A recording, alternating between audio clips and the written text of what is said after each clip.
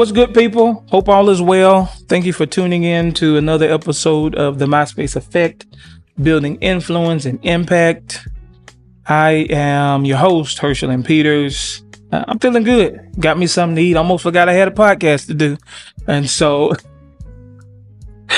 But it's probably good. I feel good because this is going to be a little touchy subject today. I wanted to find a way how to introduce talking about relationships from a leadership standpoint. I know a couple of weeks ago I did the how endings are better than the beginning, but I said what other way to introduce talking about relationships but by starting at the end of what relationships look like and the ultimately when love fails, whether it's divorce or broken covenants, things and that such. So it's gonna be pretty good. It's gonna hit home for me too. So singing in harmony. Welcome to my space. You did not have to come by, but you came by. So before I get ahead of myself and move into the unspoken realities of an end, I want to make sure that we all understand from a leadership perspective and my angle where I'm coming from, what divorce is. Legally, it's the formal end of a marriage, but ultimately it can be much deeper than that. It's the severing of a covenant. Covenant itself means to cut off, divorce, not just papers, but it's the tearing apart of something that once was. This is why it carries so much weight. While I'll use divorce as an example in this particular aspect of, relationships, the end of one and different things like that, we have all gone through divorce moments in leadership, whether it's the death of trust, the collapse of partnerships, and the fallout of broken promises. That is the space I want to explore today. When love fails, leadership lessons from divorce and broken covenants. One of the unspoken realities of endings is the reason why some people don't talk about divorce, because there's shame that's part of it. There's a stigma and there's pain. It can be sickening. It can rock your whole world when you go through a divorce. And see, when you relate it beyond marriage, it can be in leadership, it can be in business, it can be in friendships, partnerships, all experience divorce. That's why some people actually hate divorce as much as God does, because that type of posture shows the seriousness of covenant. I want to utilize maybe 2 or 3 lessons from divorce and broken covenants that I've been privy to and personally and what I've witnessed around others, just to help us be able to move beyond, not just move on, but move forward in a capacity that's healthy and make us better leaders. The first lesson I want to share is that failure doesn't always mean you failed. Failure doesn't always mean you failed. Divorce isn't always a result of your weakness. It can be because someone else broke covenant. You can be in a relationship, a covenant with somebody, and whether you're unequally yoked, whether they've changed their mind and decide to do something differently, it's not always the case that it could be something you've done or a weakness that have caused, because if you're in a true relationship, partnership, then both of you will help each other out. You'll help strengthen each other's weaknesses, challenge each other to become better. But see, from a leadership angle, some organizations or people under you break trust. You can't control every variable. You have to be realistic. You can't do that. Sometimes people try to micromanage stuff in their lives and different things like that to feel like if I can do this, I can control this. That's why I'm weary of people that always want to control stuff. Then that means that I got it. And trust is the fuel for all things in life. You got to have it. That's why insecure people and folks who have not been healed and whole get a leadership position or position of power. You're finna have chaos. You're finna have it. But one of the lessons in that and failure, not always meaning that you failed, is that you don't let the end of it, you don't let the end define your identity. That's what you have to do your best not to do. Don't allow it to define your identity. Don't let it define your identity. Because if you begin to allow things that you've gone through, things that you don't have control over, to change who you are, then it'll never work for you. It'll never allow you to become who you're supposed to be. You always want to maintain perspective. Don't let the end define your identity. Lesson number 2, pain exposes priorities. Pain exposes priorities. Divorce shows where we place our hope, either in a person, God, character, systems. See, when you look at it from a leadership aspect, the collapse of a covenant reveals what was sustaining it, either one's character or convenience. Oh, man. And anytime you have convenience, it's going to be based on conditions. Am I talking good in here? Huh? Trying to help somebody. For a season, it may look like all is well. But when trials, testing, and you put that pain under a microscope, you'll discover there's some things you just can't ignore. You can't ignore ethics. You can't ignore responsibility. Some people in life, they enjoy your benefits and privileges without the responsibility. And that can be a thing of convenience. I love what you do for my life. I love how you make my life better. But I can't, it's too inconvenient for me to grow up and be what you need me to be. But I don't want to let the relationship go. It can become very painful being in a situation like that. And that's why that pain, when it's under a microscope, it will force you. See, that it'll force you to see that fine print, to see what you ignored. Lesson number 3, broken covenants create silent leaders. Broken covenants create silent leaders. Many who never wanted divorce sometimes feel silence because we have a culture today that glorifies moving on. Yeah, we do. We have a culture that glorifies moving on. And for a divorced person, sometimes that means you're often overlooked or silenced. Culture tells us to just move on, start fresh, celebrate freedom. You free now. You's free now. But their heart is still tied to the covenant they meant to keep.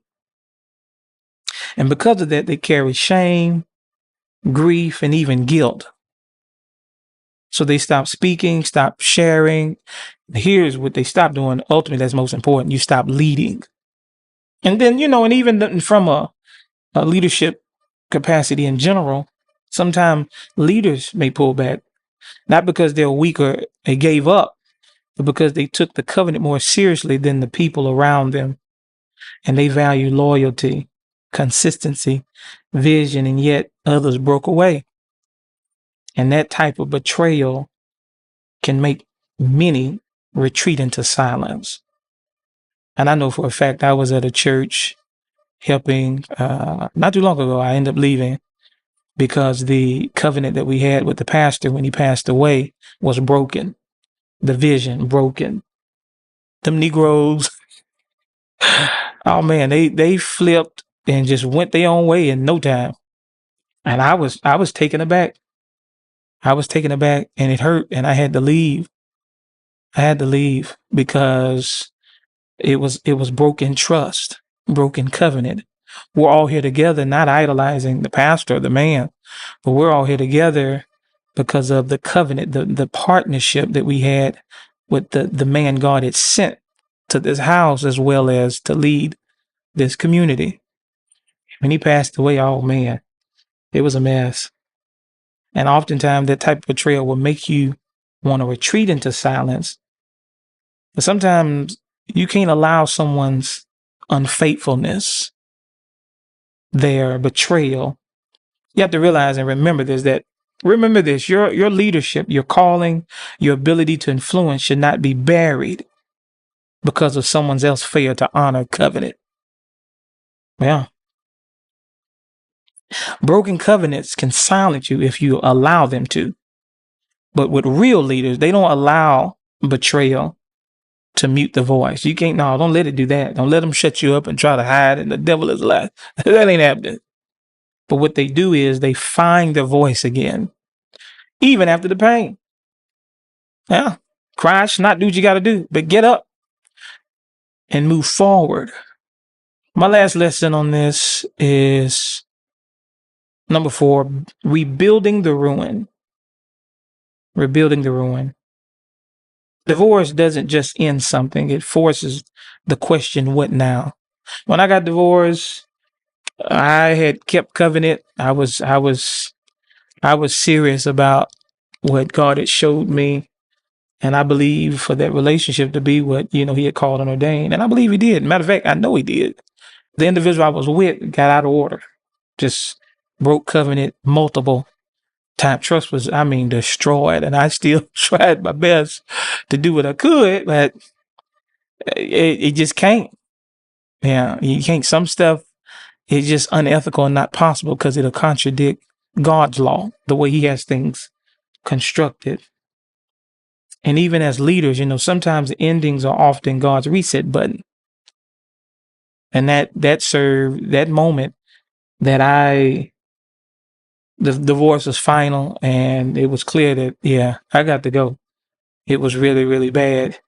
But when I was faced with that, what now feeling, because I'm just like, my life is over. And my life was over. My life was over. But, God gave me a divine opportunity. He gave me a reset button. One thing that I learned is that, legacy isn't measured by what broke, but by what you build again. You feel me on that? It can be hard rebuilding. It can be hard starting over. Hear me what to tell you. I moved to a city I'd never been to. And so I didn't have the convenience of going over this person's house or this person, versus if I was back home or somewhere familiar. So I had to really build from scratch. And what I've done is I have been able to establish some things that really speaks for itself. I don't really have to do much. My work, how I live and what I do speaks for myself. That's what leading does. I don't have to try to get back and prove and then to prove, because God gave me opportunity. He hit a reset button and I decided to maximize the new assignments, the new strategies. And then God allowed me to get a new voice. I'm better now. My voice is better now. Not only my voice verbally, but my voice and how I move and shake, how I live. Oh, I'm talking good in there. But I know this can be heavy, so let me give some takeaways that can lighten it up a little bit, more of an encouragement. For those divorced, those that have been divorced, such as myself, and others who may be watching this, don't confuse covenant breaking with covenant keeping. God still honors your heart. And for leaders, examine agreements, partnerships, and commitment before entering them. Not every opportunity deserves a covenant level loyalty. Some things should just be strictly transactional. And for everyone else, learn to see endings not as rejection, but redirection. That's what you want to do. Now, we hear that as a cliche. Sometimes you have to really believe that. And in doing that, you'll let things go and you'll be able to move into your next. Divorce may be the end of a relationship, but it doesn't have to be the end of your story. Leadership isn't about avoiding broken covenants, but it's all about how you carry yourself when they actually happen. I'm a witness to that. And the space between endings and beginnings and where legacy is built. So don't run from it. Just learn from it. Now, obviously, 10 minutes, 15 minutes, I don't have much time to really go into much detail. But if you really enjoyed this and want more, that passes or go beyond the surface, let me know in the comments. Holler at me, because I don't mind going deeper and in this, because I believe it'll help somebody. Please let me know. Please let me know. Because we can sit here, and when it comes to relationships as leaders, you got to have it right. You got to have it right. When it comes to dealing with divorce and fallouts and different things like that, it can be tough. When I'm telling you, when I got divorced, not just from marriage, but even businesses and things that I was in covenant and family with people and different things like that, it broke my heart.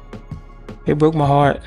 Marriage was tough, because I could avoid it a lot, but I married because of, as being a man, I wanted to keep my commitment that I made with the individual. Wasn't nothing to prove. That's integrity. And as a result, God has blessed me tremendously. I mean, a great deal. Some of you out there never knew I was married. That's how good God has been, because I don't look like what I've been through. It's not arrogancy. What that is that's just how it's a reflection of one's commitment to their faith in God. So it was really tough. And so many lessons, so many different things I can talk about and talk from. That's why I want some feedback, so I know which direction to go. But we start with the worst, and then we get to the best. And I think that'll allow somebody to really grab on and catch on in a way that you probably wouldn't have otherwise. But yeah, when love fails, leadership lessons from divorce and broken covenants. I'm out of time. Probably went over my time, to be honest with you. Leave your thoughts, how you feel, if you want more from this, in the comments, so I know which direction to go in next week and beyond. Thank you for hanging out with me, and I'll see you on the next one. Take it easy.